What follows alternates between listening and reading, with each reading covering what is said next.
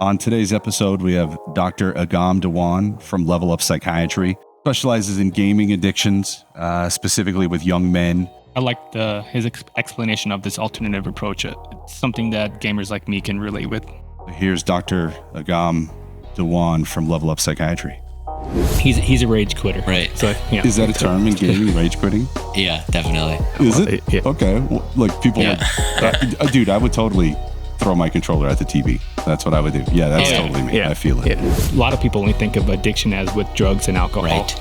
But some people are just more susceptible to that stuff, So right? going back to what we were discussing before about like the neurobiological components, like let's say we smoke some pot, right?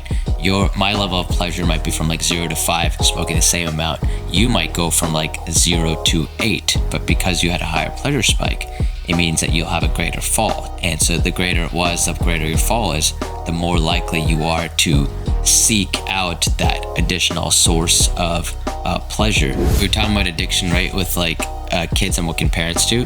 And one of the most important things actually is understand that kid's reality and where that kid is coming from.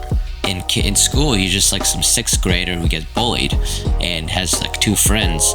But in this world, he's a level 85 paladin who's slaying monsters and has like 200 attack stat and is literally like saving these worlds from destruction. Like the realities don't even compare. What a parent has to do is really go down to where that kid is and understand it.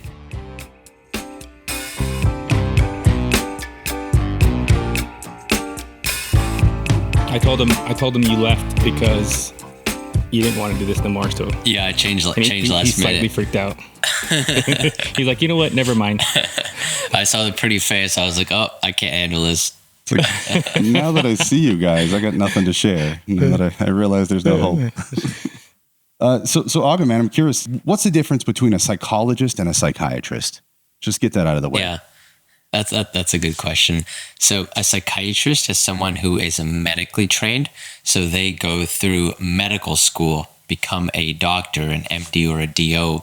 Then they go through a psychiatric residency where they learn how to use medications to treat specific mental health disorders like major depressive disorder, generalized anxiety disorder, bipolar disorder, schizophrenia, right? Like those are specific disorders. And so of course you get a psychological training on top of that to really be able to address it from both ends. Whereas someone who's a psychologist gets trained in a psychological science. So they either get what's called a clinical psychology doctorate, a PsyD, they can get a PhD and do therapy, or there's various kinds of therapists who they're not psychologists, but they're therapists. Mm-hmm. And so they might be like a social worker, a licensed mental health counselor, that type of thing. And so they all practice various forms of therapy and different psychological interventions to help with overall being and wellness, but they are not medication trained. So what's the difference between a psychologist and a therapist? Yeah, it's kind of like like an athlete versus like a gymnast or a footballer or a soccer. Anyone who practices therapy is a therapist, but a psychologist is specifically someone who does a doctorate degree, either a PsyD or a PhD. So it's like if therapist is up here, the therapist is up here, then psychologist is one branch of that. A psychiatrist can also be a therapist, but they also have separate expertises on top of that. Gotcha. So when I found you, it seems like you specialized in gaming for men, or I should say gaming addiction for men, young men specifically, and then come to find out that you're still a gamer yourself. My first question, man, what was your first gaming system? Yeah, first gaming system was a Sega Genesis. You're on the Sega side. Sega side, yeah. Sega's gone now, though. But there was 2 factions, right? You were either Nintendo or you were Sega, man. That's what I felt like. But and then the Sony PlayStation came around, and then pretty much got rid of the Sega. Yeah, what were you guys?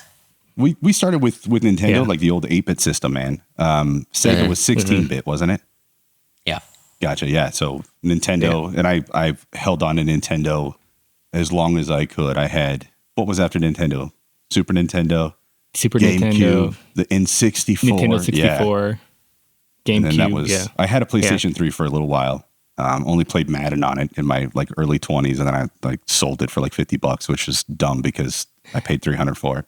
I have the PS5. I game a lot still, so I still do play a lot of video games. Hours and hours. Nice. But I'm also a night shift guy, so I try not to switch my shift too much. So I'll play when everybody goes to bed. I'll play for a few hours before I go to bed, and then kind of stay on a night shift rather than try to go back and forth from day and night shift. So as a guy who probably drinks too much, doctors will ask me how many drinks a week will I, do I have? How many hours a week do you game, Chris? I will easily like 15 to 20 or more, depending on, like, really I can do, like, my wife will go to bed at 10 and next thing you know, it's 4:00 in the morning and I've been playing for 6 hours in just one night. And then multiply that by 3 or 4 on my days off. So whatever that math is. When is 18 hours, 18 to 20. When is gaming a problem, right? Like for me, it was always entertainment and it was no big deal. I don't know. Like I never thought of it as like some kind of addiction, squeeze in 40 minutes just because I'm bored. Like what do you find in your practice, man, that where like it's an issue? Yeah, that's a good question. So what I tell people is that there's a difference between having a glass of wine with your partner on a Friday night and waking up on a Tuesday morning before work and having to take 2 shots just so you can handle going into work that day, right? So the difference is the functionality, like how much is it affecting your function? Is it affecting your relationships? Is it affecting your like your income, your work functioning? Is it affecting your health? Is it affecting your finances? That's the thing where it can cross from, okay, just being a hobby that you love and enjoy to, okay, this is causing some serious problems and we need to address this. Maybe I'm old school in a sense where I think that, like just get off your ass and stop playing video games. It's like there's obviously something better you should be doing, or if you stay up late one night, okay, the next night you can't stay up so late because you're going to pass out. You're tired anyways. But is it really like, are you seeing that in gaming where it's affecting men, young men, where they're not going to work? It's affecting their finances. Like it just blows my mind, Oh, for sure. So for example, I had this one client, 21-year-old male. And so when he started college, he was on the soccer team, was practicing regularly. They were going to games, grades were good, things were functioning very well. And then that summer, he got into League of Legends. Oh, yeah.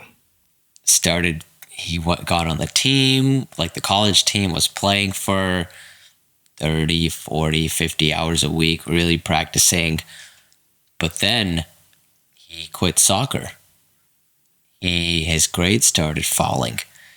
He failed a semester. He transferred schools, kept playing League there, got distant from his family, would constantly get into arguments with them, started getting in a toxic relationship with his girlfriend. So things started really going down. And then his senior year, that summer, his mom actually called me and said that this is what's happening to my son. He doesn't even shower for days on end. He just stays in the dark room and games. He's home for the summer. He is always mad, always irritable. I hear him yelling at his girlfriend over the mic all the time. He's already failed a semester. He's not going to graduate on time.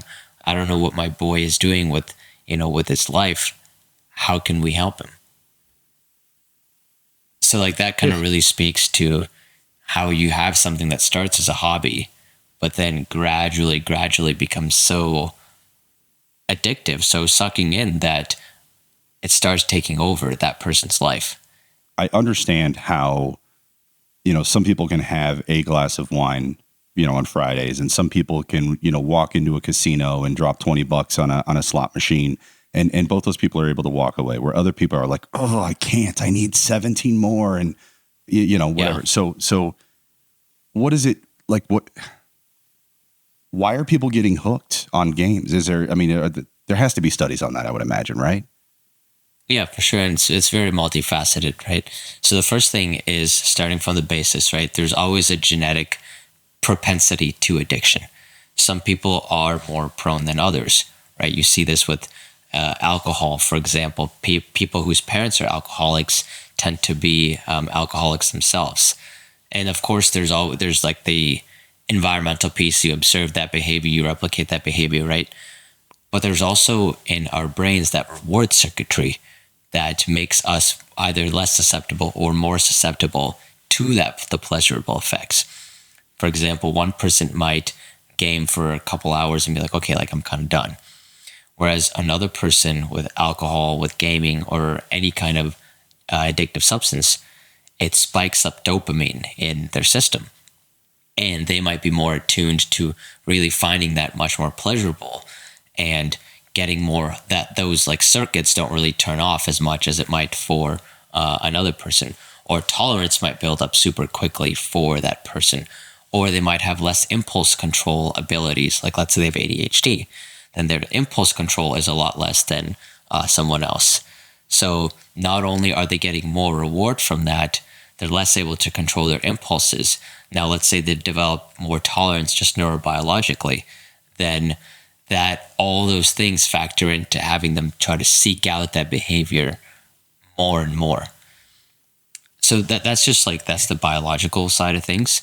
But also if we look at games themselves, you're talking about like the 8-bit, 16-bit NES era, right? Where the graphics were very simple. The sounds were like little bits and pieces. Yep. It was like hard to read half the time. Game control was shit, right? I mean, back then. Game control is shit, right? It's games are hard. Now you're constantly getting stimulated. Like they are designed in a way to keep your attention hooked on them at all costs. For example, loot boxes. Loot boxes are there because you don't know when you'll get them, and you don't know what you're going to get rewarded with a loot box. So it primes you to keep on seeking out that loot box to, to keep on playing the game, right? Any kind of in-game rewards. The enemies are positioned in a way to where you constantly feel like you're progressing. You're giving out rewards in a way, like let's say you beat an enemy, you get a sword, and then you beat another enemy, you get another sword, right? They're all set in a way to keep on making you feel like you are progressing. The worlds themselves are incredible. Like you look at open world games like Elden Ring or Spider-Man or whatever, Horizon, like these are incredible worlds that we get to play. Whereas before we had like Sonic the Hedgehog or something, right? Like very like minuscule things. You have that in-person connection as well too. Imagine if you're playing Fortnite or Apex or something, League of Legends, and your entire social community is on that app or that game. Then that pull that game has towards you is way, way stronger because it's hitting so many triggers rather than just it being like a simple thing that you enjoy. So it's very multifaceted, and it's a lot of these factors are coming in. When you describe that, to me, I could see the parallel between like a gambling addiction or sitting at a slot machine where they get, you'll hit every once in a while. Oh, I just won $10. Right. I'm going to keep going and then all of a sudden, oh, I just won $100. So, but then I lose all my money and I put more money in, and then, so you get the rewards that keep you playing, keep you interested, keep you stimulated, like you said. So it's a very specific reward type. It's not just rewards. There's a specific psychological principle. It's called variable intermittent reinforcement, meaning that when you hit the slot machine, right, you don't know when you're going to get it. And especially if you have a victory early on, like let's say you're like your first 3, but then you don't get your next one till the 10th one. And then your next one might be 12th, but then the next one might be the 30th. because you don't know when you're going to get that reward, that's what keeps you going. Rather than if you knew you got one every 5 pulls, then you might quit after like 10 or 15 because it's pretty predictable. So it's the same thing with gaming. You don't know when that next win's going to be. You don't know, when you're going to get that next loot drop, right? You don't know when you're going to finally beat that enemy you've been struggling with. And so it's that reinforcement that keeps people coming back. See, I just recently started replaying Witcher 3. So Incredible game. Just beat it. Three weeks ago I started. I went all the way through it. I'm almost all the way through the DLPs that came up, or DLCs that came with it. And, those games take me so long to play because I'm so distracted by all the side quests or just a loot hoard. Every little box that I can loot, I'm taking everything. It's just, there might be a diagram in there I can craft a better piece of armor or something with it. So, I mean, where is the line for like, okay, I play a lot and maybe I'm addicted as well? Mm-hmm. Yeah. So that's where the functionality piece really comes in, right? So when we're diagnosing addiction, there's specific criteria. We call it the DSM-5. Basically, it's like your mental health manual. And there's specific criteria that are listed out. And like what they all essentially come down to is the functionality that we mentioned, right? So is this person spending much more than they need to? Are they developing much more tolerance than they used to get the same level of pleasure? Are their social relationships or their work relationships being affected? Are they lying to others or being deceptive about their use? Are they minimizing their use or they can't see it? Are other people commenting on their gaming being too much? Is their hygiene and other basic things being neglected?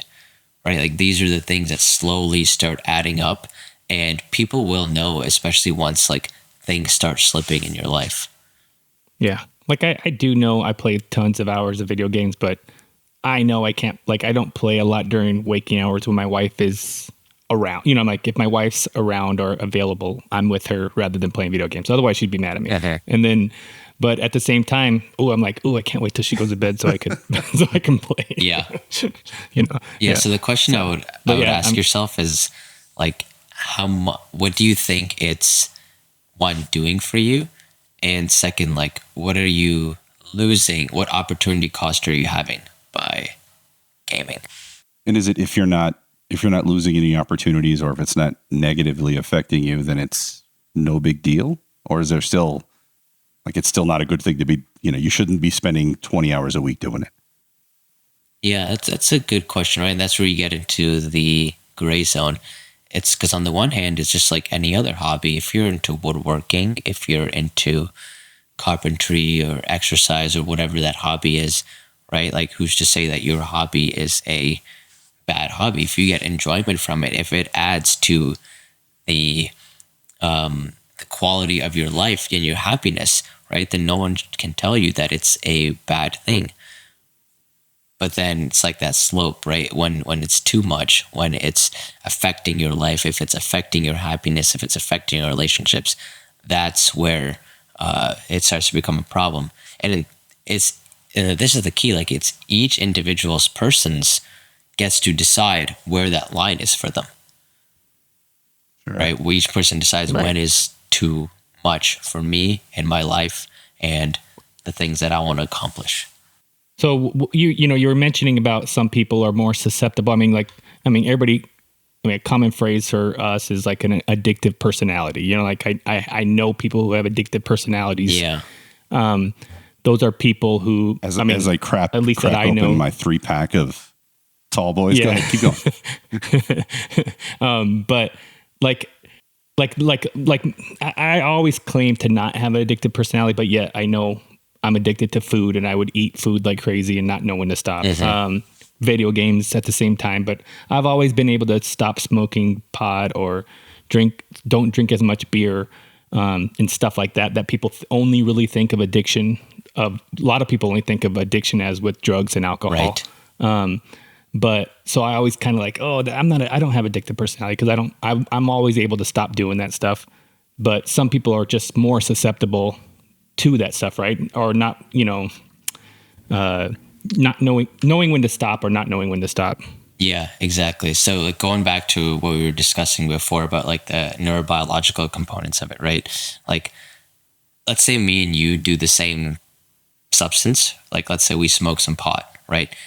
My level of pleasure might be from like 0 to 5, smoking the same amount. You might go from like 0 to 8, for example, right? So the same amount, you had a higher pleasure spike.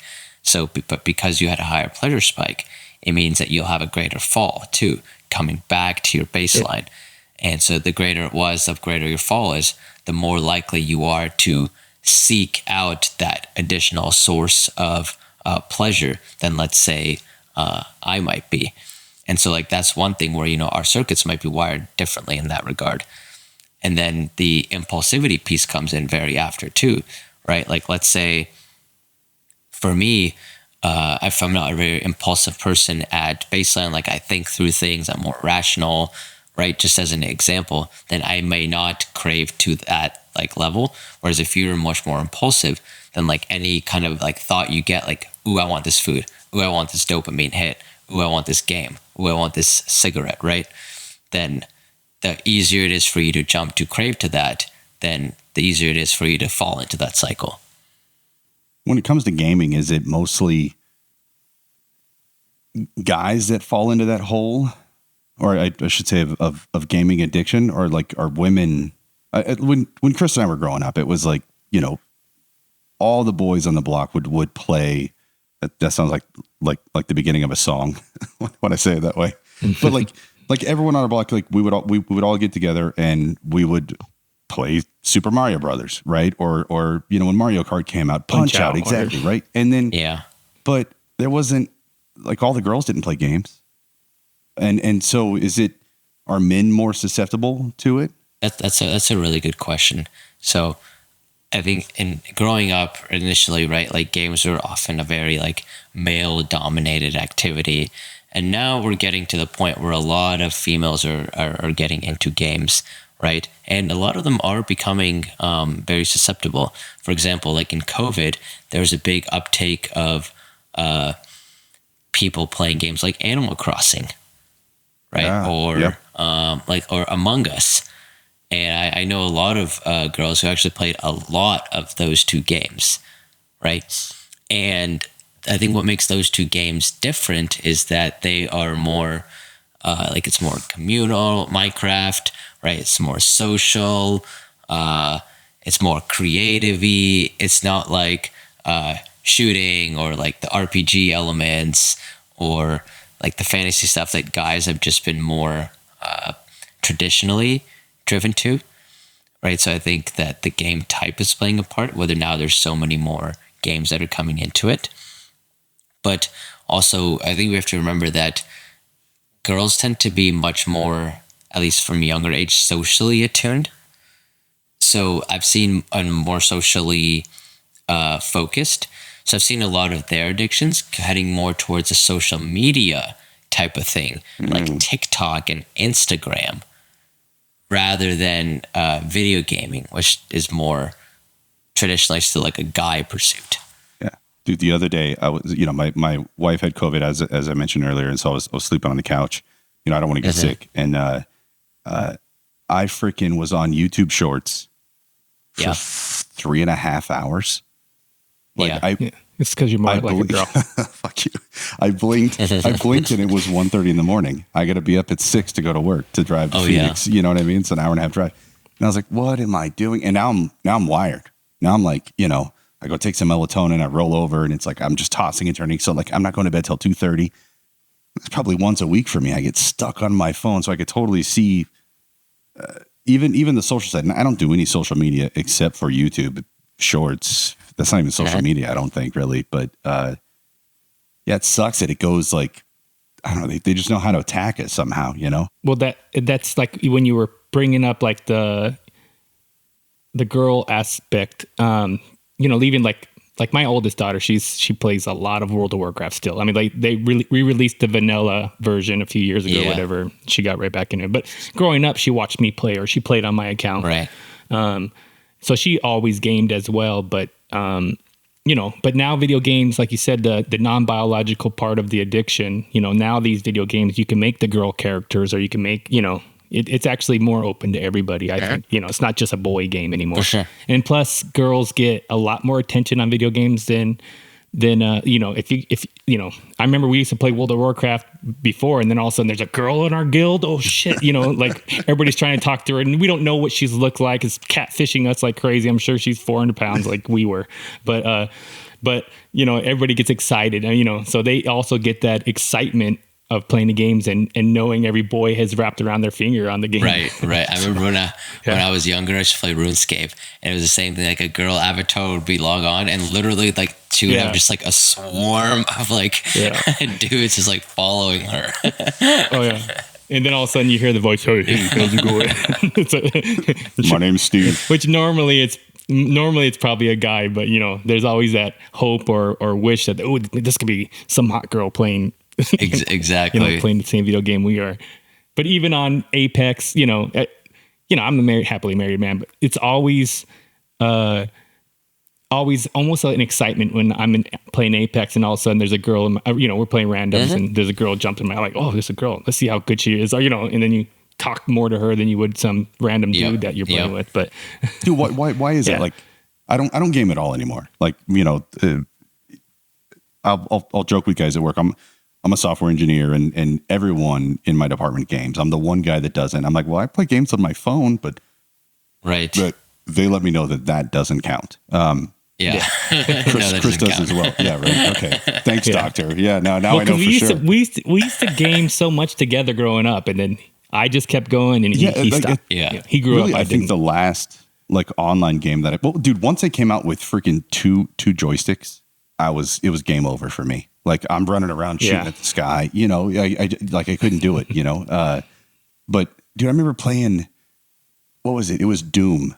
I had like pre OG Doom. Yeah. It was, it was a modem, 56K modem. I'd have to dial in, like call someone else's house. Their computer would pick up, talk to my computer. Right. And that I remember being addicting. That I remember being like, I just can't wait to come home from school and play this game.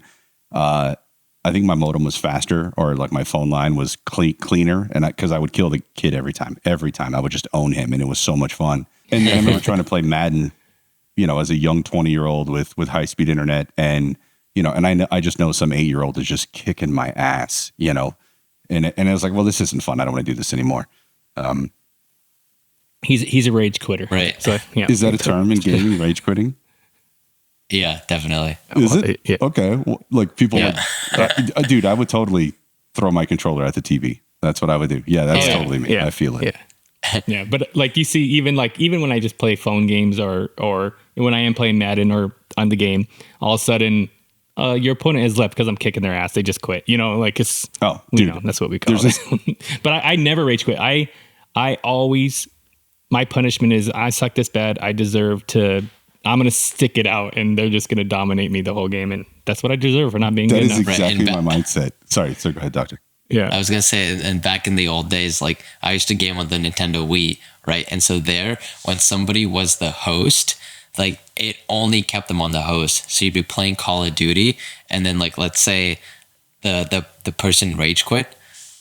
If it's the host, the entire game would end because it would say, the host quit, like, restarting the lobby as opposed to transferring the host. So rage quitters were very frustrating.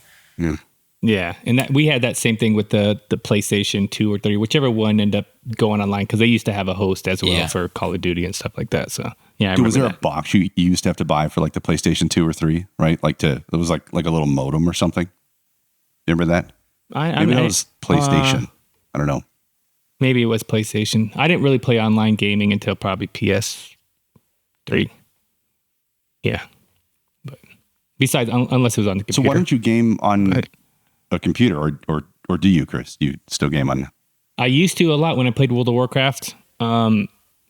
Just as I get older, my skills are deteriorating. Like I used to be able to dominate my kids in all their games, and now my kids dominate me and everything. So my hand-eye coordination isn't what it used to be. But I still play. I play Apex a lot. It's a free game. It's easy. But it's the same thing. You jump out of a plane and you land in a circle, and you got to stay in the circle, and you got to shoot people and try to win it all. You should play that with me, Chris. I'm telling you, play it. Buy a PlayStation 5 and play it with me. So I'm in therapy for multiple reasons, but I will talk about my drinking, and the idea of a functional alcoholic will come up or whatever, and which is scary to me. And so I was like, well, Chris must be a functional gamer. A functional gameaholic or whatever. And, but also I don't think so, right? Cause you don't do you rush home from work, dude, after to play a game? No, because I know I can't. Like when I was single, when I didn't have a wife or, I had kids, of course, but kids. But I was like, ooh, I'm going to get home and play World of Warcraft. Like I cannot wait. I want to join this raid. I'm excited for it. But I mean, to me, that wasn't like, I never lost my job. I never, I don't think gaming's really ever affected me. My wife and I has gotten arguments over game, but that's probably why I don't game because, you're right. That matters to you. I shouldn't play video games when you want to hang out with me. You want to watch a show with me. So I kind of know when to not do it. Same thing with drinking and everything I do. There's been a couple times where I messed up on Christmas Eve and got so hammered that I was dry heaving all of Christmas because I overdid it. Well, guess what? My wife got pissed off at me and I didn't do it again. So, right. I make mistakes, but I try not to, I really I'll think about it. I'm like this Witcher 3. I haven't played Witcher 3 since it came out 7 years ago or whatever. And then I'm excited about it because I don't remember what happened. And I'm like, oh yeah. I'm kind of getting reminded as the story goes, but I don't remember how it's going to go. So I do think about Witcher 3 when I'm not playing it sometimes. Ooh, I want to see what happens next, but I don't know. I don't think I'm addicted, but I don't even put myself in a functioning alcoholic or functioning gameaholic. I don't think you are either, man. I don't put myself in that category. No, I mean, but I might be. I don't know. I do look forward to playing. I do want to play. I do enjoy it. I play Apex with my son, so I'll text him every day, because I'm home, when I get up at 11 and I'll text him, hey, can you? And he's like, oh, no, I'm at school. Or no, and then sometimes he's like, yeah, let's go. And I'm like, yes, let's go. Because I love playing. He's older.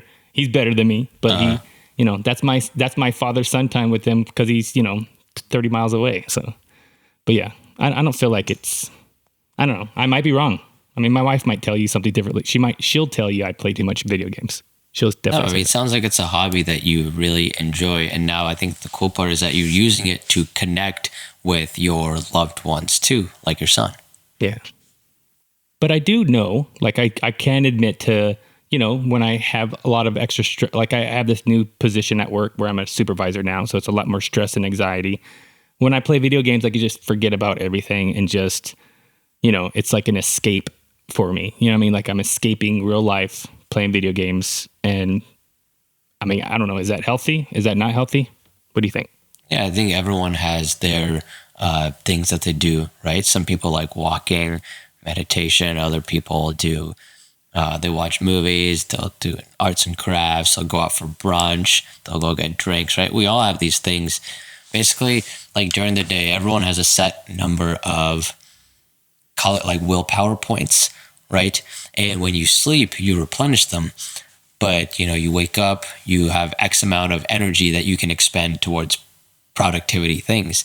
And then as the day rolls on, that energy tends to drain, right? And then when you do things like game or whatever hobbies you have, it's you're almost replenishing those. Because you're feeding your soul in a way, and you're taking that cognitive drain off of yourself, right? I mean, even I do the same thing. I'm playing Resident Evil 4 right now. Love that game. It's if I work for a couple hours, take a break, maybe play for an hour, and then go back to work. Yeah, dude, I remember crashing at your house, Chris. So Chris is 4 years older than me, and we've been friends since since I was 6. What do you? You're 53 now, dude. How old are you? 45. Sorry, it's close enough. Yeah, that makes you 50. As soon as I started saying that, I was like, oh, that makes me older. But I remember staying at your house, Chris we were like probably 19, 20 years old or something like that. Or no, I was 8. Anyways. And did I have kids? I don't know. You're married to your previous wife. Anyways. So it's so like, I think I was living on my own, but I crashed at his house because you were out of town. And I remember playing Resident Evil on your PlayStation, and it was 2 in the morning. Yeah. And I remember I had to like run around and turn on all the lights because I was terrified. I was like, this is an amazing game, but I was almost shitting myself. Like, I don't know what's in there. I gotta go pee. But so I peed in your kitchen sink because I was scared to go down the hallway. I'm sure that's what that stool's there for. So it's okay. Yeah. Hey, are there warning signs for kids, do you think? Like my daughter's 10 and she, me being a software developer, I think it's really important to be able to use a computer. And I get so annoyed when people can't use a computer. It drives me nuts, I love my wife obviously, but I'm new to Mac. I've always been a Windows guy, but as soon as I get a Mac, like I just learn how to use it, I get on my wife's Mac and I'm like, where's your setting? Like, you don't do that. Like, oh, how do you even use this damn thing? Like, change your settings, and it's like watching an 80-year-old use a computer. I want to rage quit, effectively. And, it's so annoying.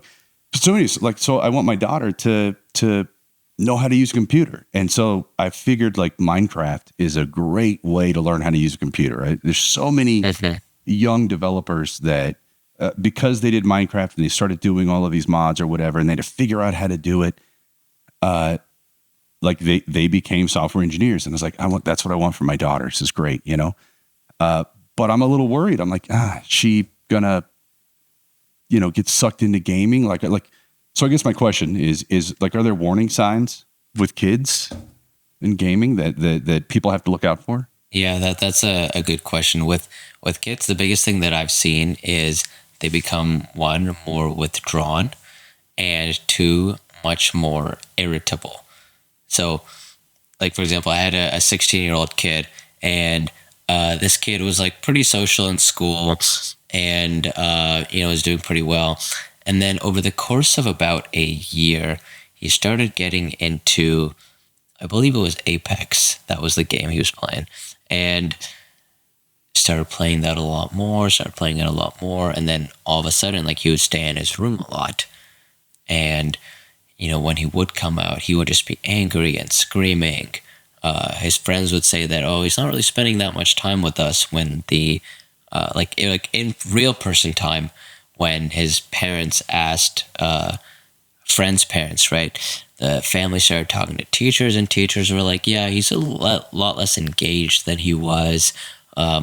His grades have started falling to, before he'd been a pretty like A-B student, and then started getting C's, right? So it's the warning signs is really like, it comes down to that functionality. You start noticing that things are slipping, like things are not what they used to be. And it's consistently like maintaining that. Like if the kid is consistently getting irritable, if they keep talking about the game, if they can't go without the game for some time, or they get really mad when they don't have the game for like a week or something, right? That's withdrawal that they're experiencing. So really it's that lack of functioning plus the inability to even leave or quit using whatever game that they're playing.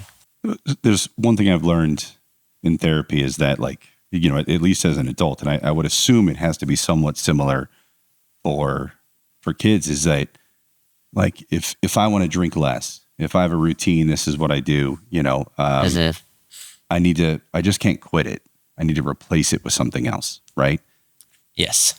What do you do with kids then, man? Like if you notice it coming on, like how do you intervene?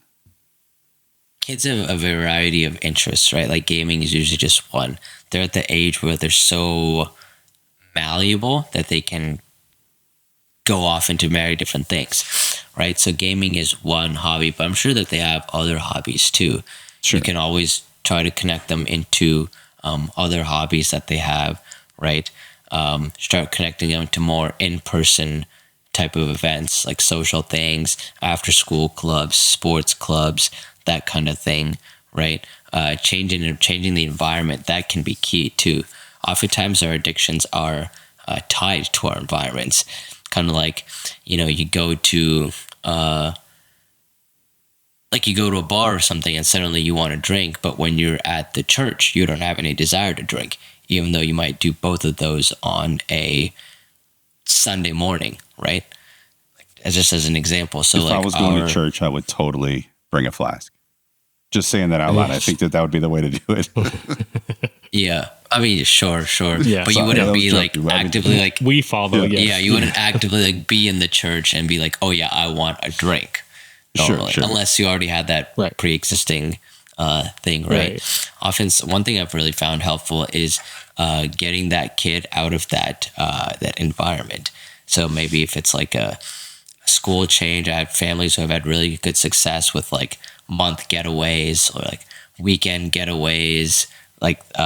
There's like a wilderness getaway that one family did. I worked with. They did for like 3 weeks. The kid went off to like a wilderness therapy, and then came back. And so that kind of just reset everything. Kind of took him out of his home environment, took him away from games for a little bit, and just reset all of that. And then lastly, like helping them set new goals too, which is key, right?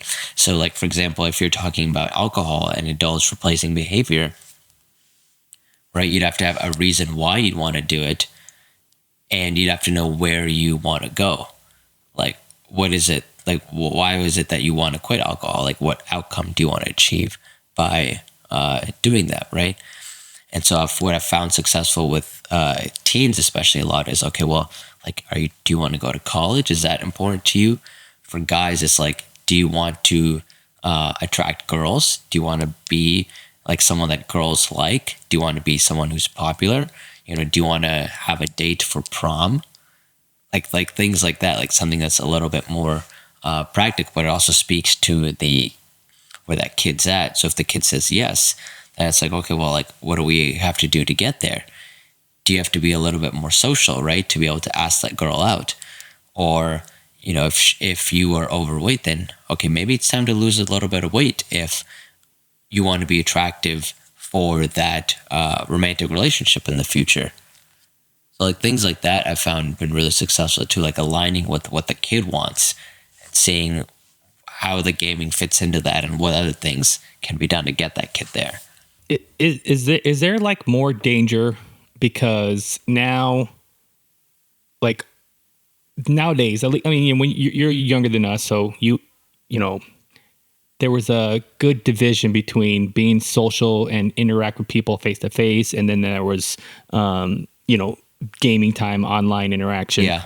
And online interaction, just like, online dating was real weird. People didn't do that. And now it's totally common. Mm-hmm. Now society, a lot of their social interaction is over gaming, over social media, over Discord, or, stuff like that, chats and stuff. Because I do worry about my 13-year-old who plays tons of video games, but he also plays football and he also hangs out with his buddies, but he doesn't go outside and play like we used to go outside and play. But like, is there more danger for these kids coming up? Because now it's almost flipped from when you were a kid, definitely flipped from when we were kids, but like now it's face-to-face social is really just at school now, you know what I mean? Mm-hmm. Or kids even all down up and down my block, they're not outside playing like they were when we were really young. We freaking terrorize our neighbors. Yeah. It's, flashlight tag at 10 o'clock at night, hiding in their bushes by the front door. That doesn't happen, right? So are we looking at more opportunities or more for kids to be addicted to this kind of stuff? I mean, yeah, absolutely, right? The easiest way to mitigate any kind of addiction is access.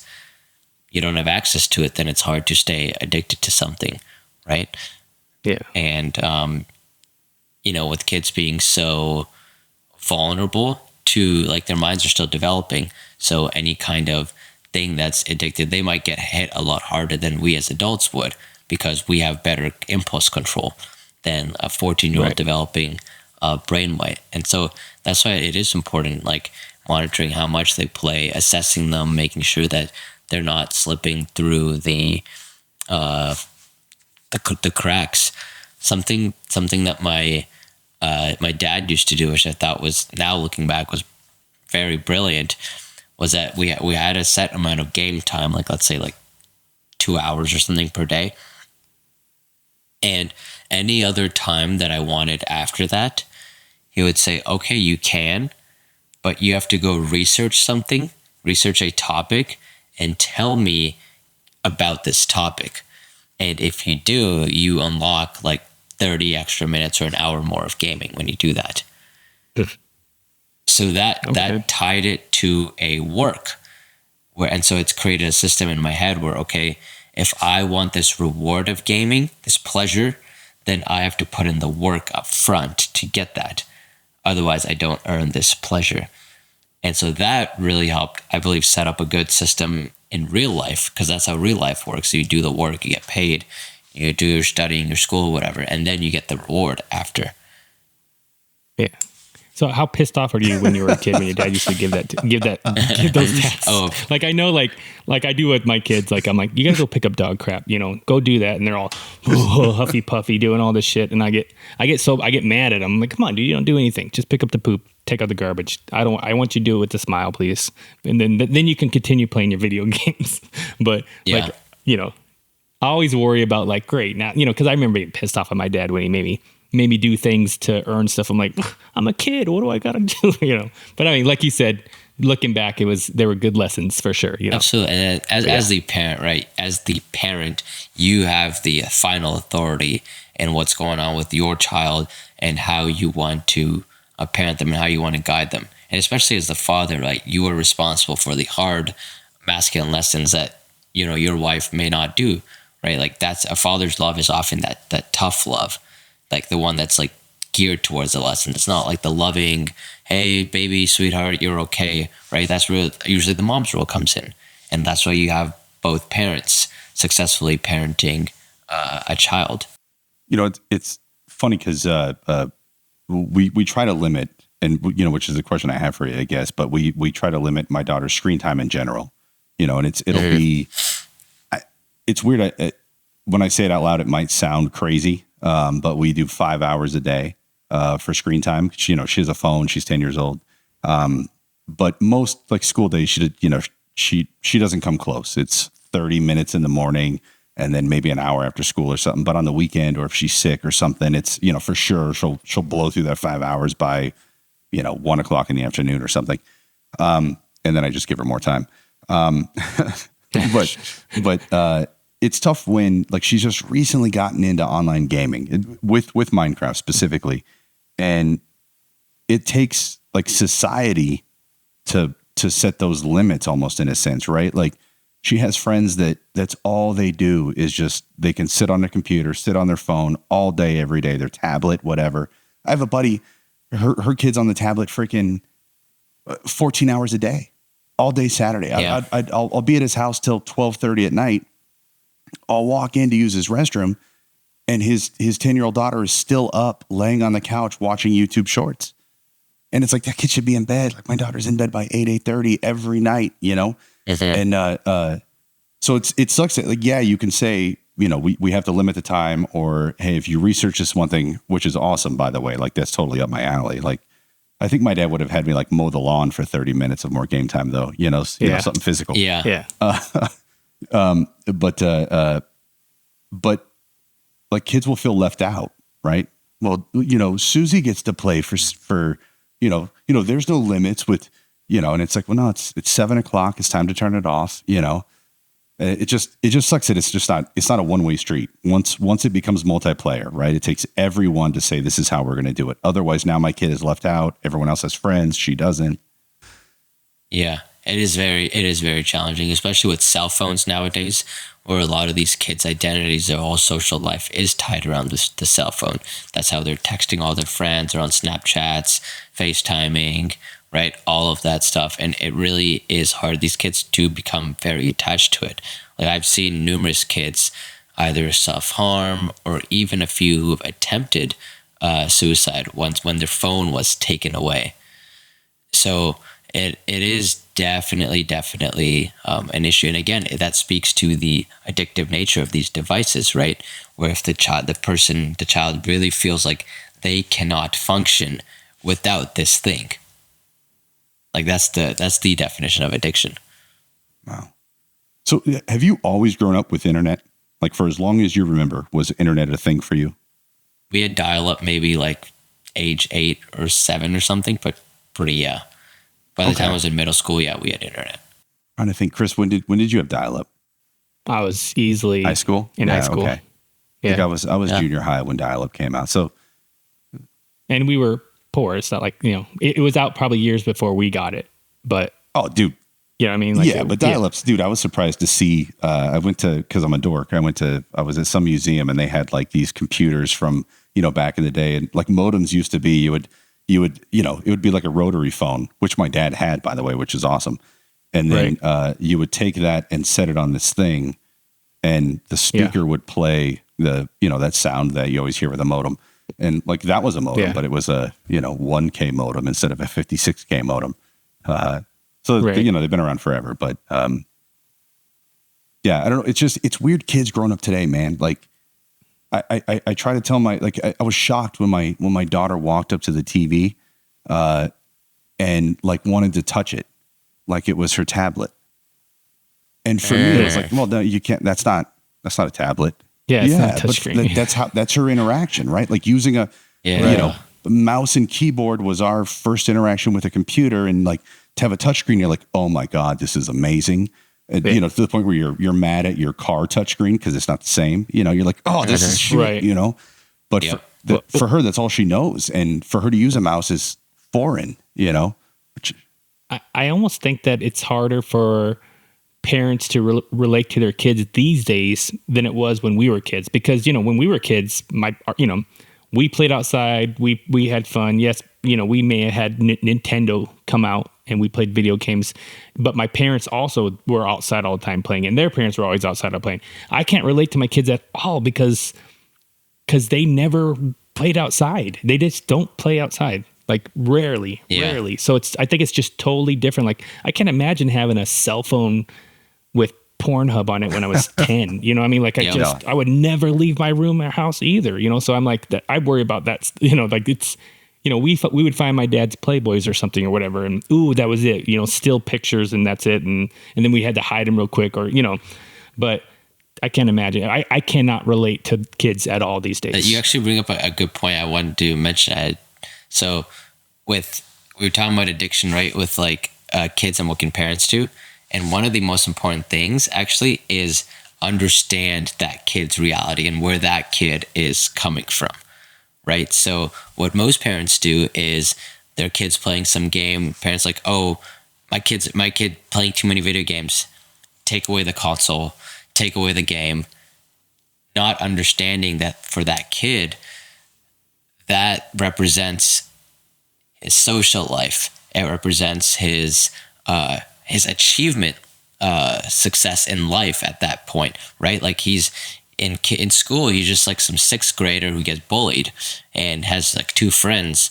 But in this world, he's a level 85 paladin who's slaying monsters and has like 200 attack stat and is literally like saving these worlds from destruction. Like the realities don't even compare. And so what a parent has to do is really go down to where that kid is and understand it. Like understand, okay, this is the game that they're playing.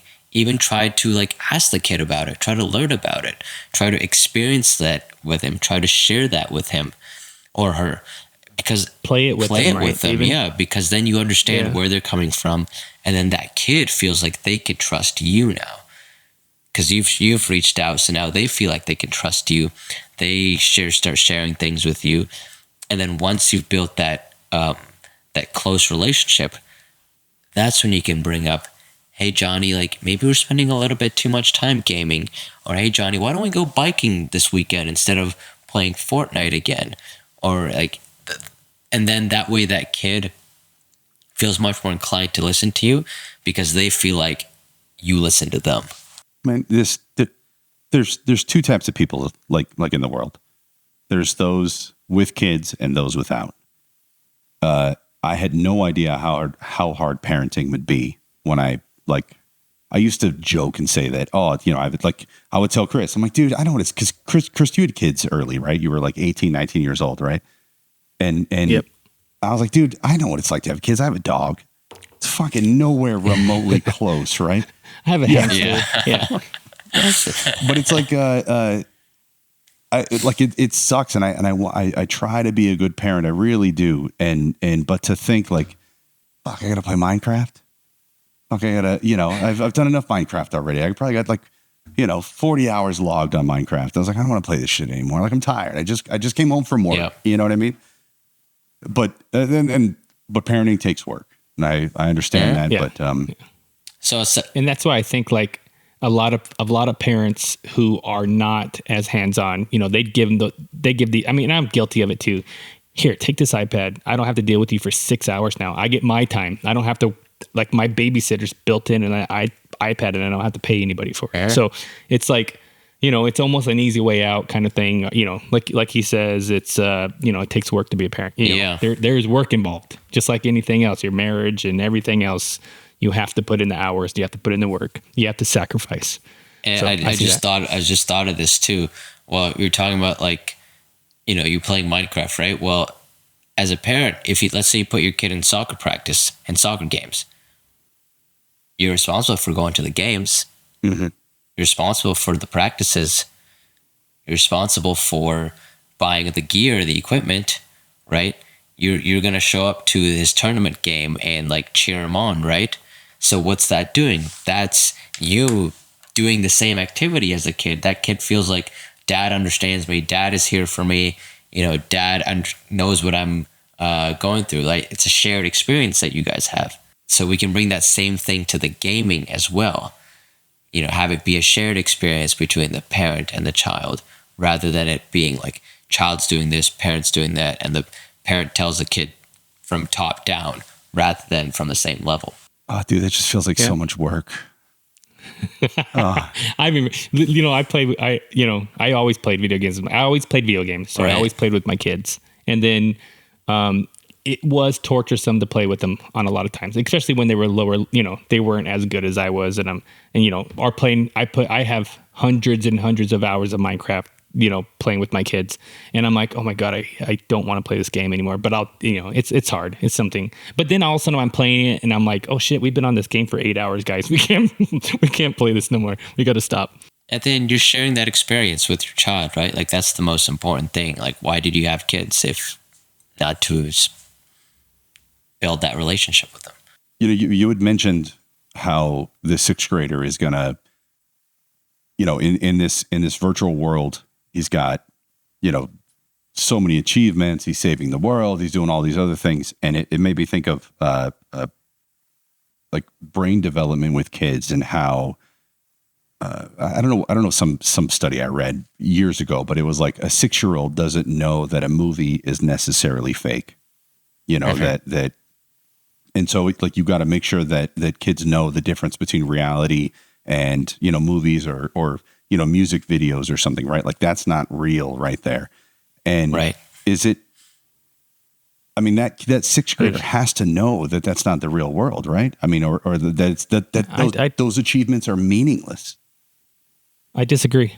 I mean, it's the same thing when I put my kids in Pop Warner and they win the championship. It's the same meaningless thing. Is that really going to, it's a dub, like if a kid only has L's, say they are a bullied kid. I was a bullied kid when I was young or with red hair. I'm getting beat up at school or people making fun of me. I don't have a lot of friends, but I'm always getting these L's, getting a W in any aspect, you have to experience the wins and losses, not just the losses, you know what I mean? And to me, maybe one of those kids, being a level 85 paladin and being the best healer in their guild, that's their W, that's their win. That's what they're getting. Otherwise they're getting L's the whole time everywhere else. So, I mean, that's how I look at it. That's how I understood what he was saying. Yeah, because to the brain, right, the same circuitry is being stimulated, whether you're winning in your real life, your job, your corporate, whatever, right, or you're winning in a soccer game, or you're winning in some video game, right? This is why video games are so stimulating, why they're so addictive, why they're so prevalent in society, because they work, right? They stimulate that same level of thinking, that same level of autonomy, that creativeness, that critical thinking, right? Like any gamer knows that, let's say you want to accomplish some kind of mission, right? Well, you have to go train for that mission. You have to level up your character. You have to try again and again at that boss to keep beating them, right? So you're still implementing the same thought processes and skill sets that you might for a real life problem. And like that's what I try to stress to people in real life, that instead of trying to level up in a video game, why not try to level up in real life where the achievements matter? So like, let's say you want to talk to, you want to get a girlfriend, for example, right? Well, your fitness stat is at 5, but she probably needs a fitness stat of 20, right? Your social skill stat might be a 7, and to go on a date with her might take a level 50 social skill stat, right? You have your charisma stat, you might have the cleanliness of your home stat, right? Like all of these are different stats. Your body hygiene, odor stat, right? Like all of these are different stats and skill trees that we have. And so you can choose to level up in those skill trees, just like in real life, just like you can in a video game.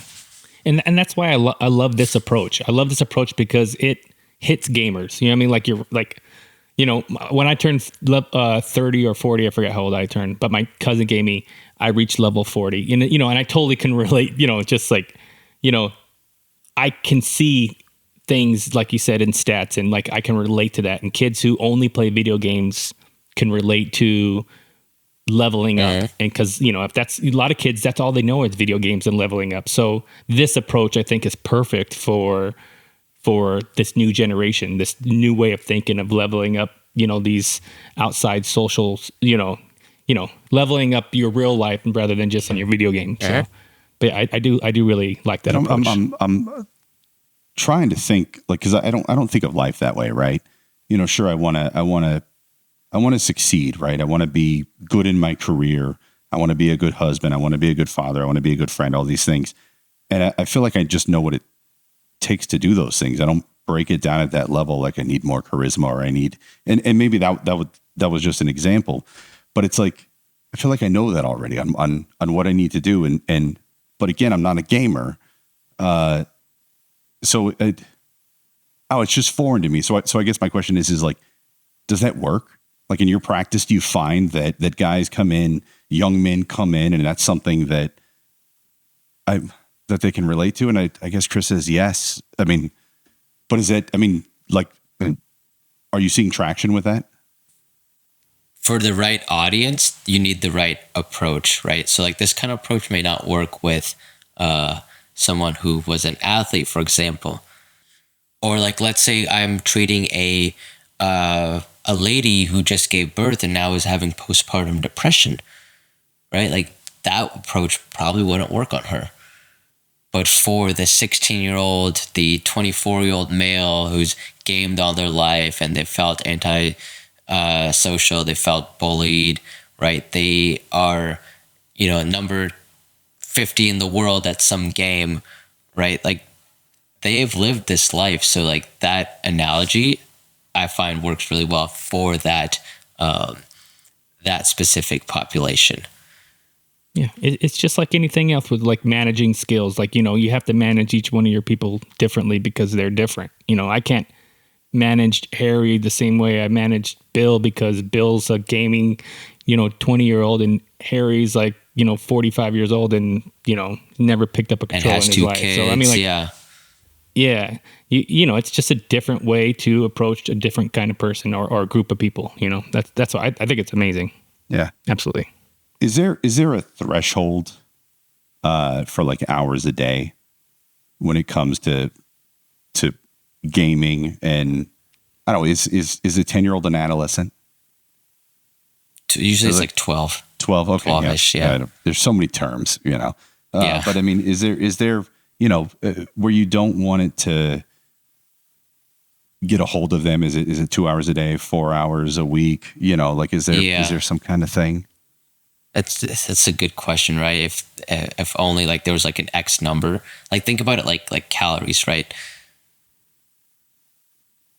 One person may require 2,000 calories per day to maintain their weight. A bigger person might require 3,000.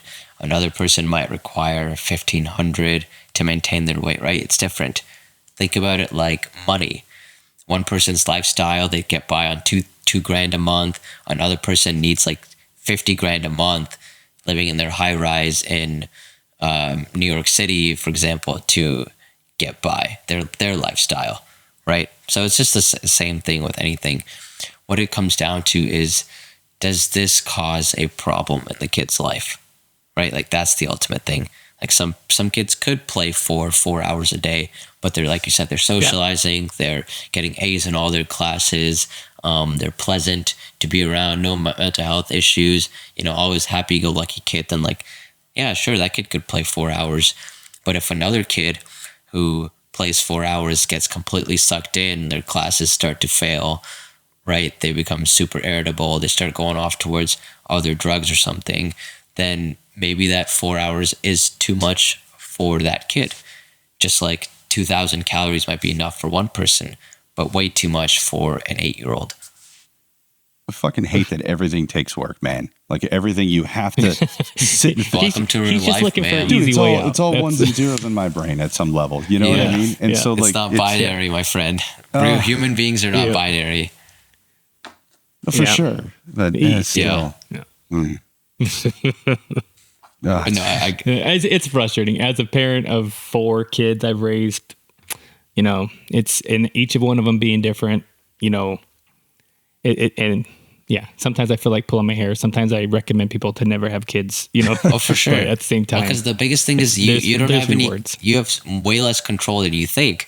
Like one day you show up and your kids, everything's great, everything's happy. Next day you didn't change anything. Your variables you put in were the exact same.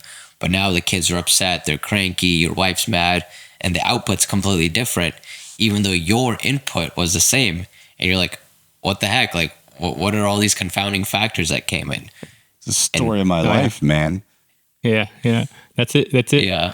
Me too. Like I'll sit down at the dinner table and I'm like, crack the same joke, and my daughter's like, "Oh, Dad," and I'm like, "Okay, no more jokes for you today." I know this isn't the right day for that joke. Right. You got to read the room. You got to read the room and know when to hold them and know when to fold them. I read the room, and you're my daughter, and you love me, and this should have killed. Yeah. Right. Yeah.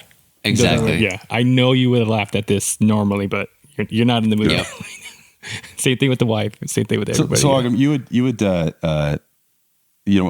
we had talked before this podcast briefly on the phone, and I think one of the questions I had for you is like, what the heck is a concierge psychologist?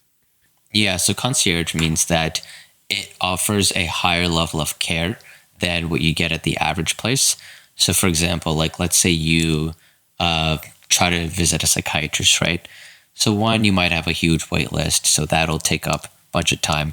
Second, let's say you meet with your doctor, then you might not be able to meet with them for 2 months because they're completely booked out, right? Or let's say you're having a problem with your medication 3 weeks into the 2 months. Then you send them a message and it goes to their secretary who passes it on somewhere up the chain. And then maybe the doctor gets back to you 4 days later. Right. Right. And so you have all those issues. Let's say we go for some kind of treatment and insurance doesn't cover it. So we're like, okay, well, we can't do that now. We have to go with the much more simple, basic medication, for example, rather than the newer one that's out there. So there's all these different factors that can limit like traditional care. And so what I found is that some families, some clients, they want like that specialty care. So they want to be able to message their doctor and get a response back that day. They want to schedule an appointment and like the next day rather than waiting 2 months for that, right? They want to keep their records off of insurance because they don't want any of that stigma or anything like available publicly. right? They want to keep it strictly private. And so concierge basically means that they get that special treatment, but that white, we call it like white glove treatment, but they get special access and like special privileges because they're paying out of pocket. I was looking on your website, and you're 100% teledoc, right? Or there's no in-person visits, right? Normally. And do you stretch out? How far do you stretch out, and how far can you stretch out? What do you mean stretch out? Like, can someone from Arizona call you? Oh, or can I see what you're saying. You know what I mean? Yeah. So with medicine specifically, it is state to state dependent. So you get specific licenses in specific states.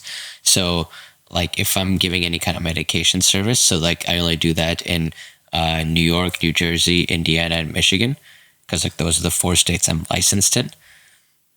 However, if I've had some clients who I see for non-medication services, so those are more like coaching services.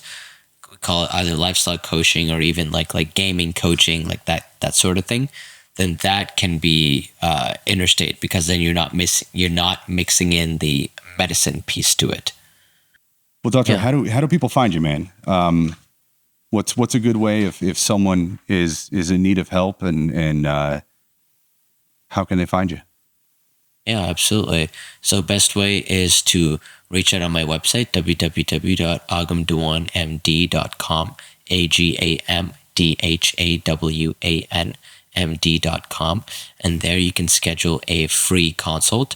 So then it'll get added to my calendar, and we'll chat about what your problems are, what kind of issues you're going through, and see what we can do to help. And obviously we'll have a link in the description. And dude, is there anything that you wanted to talk about that we didn't cover today? Yeah, I think that the biggest thing that I want to leave your audience and your listeners with is that real life is just like a video game, in that like we have stats in real life just as we do in a game, whether or not you realize it. These stats are what help you succeed in school, get a job, network to higher level positions, to connect with people you want to get in the relationship of your dreams, even to enjoy life, right? I talked about fitness stat, charisma stat. You also have your discipline stat. You might have your delayed gratification stat, right? All of these are different skill, even your concentration stat. All of these are different skill trees. And as you invest into those, you get XP and you move up and up those skill trees. And like that's how you ultimately beat the missions in life, the bosses in life, and you get the rewards, the loot in life, is by investing in yourself in those skill trees, building that up, and then beating those missions, beating those bosses to get the success and the desired life that you want. Like when you say it, it's like that's the way it. Like right. You could break it down in life. People just don't know. No, it's just people just don't know that though. It's like writing it. Kids don't know how to write. Never learn how to write a check in school, or all the stuff that we should be learning in school. We don't learn. We have to learn through real life, or through our own experiences. You have to go on side quests. I do love how it. Yeah, exactly.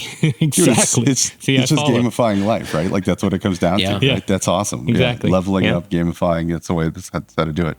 Well, dude, Ben. Yeah. Thanks for coming on. This was a blast. So we appreciate it, man, for sure. Yeah. Thank you guys for having me.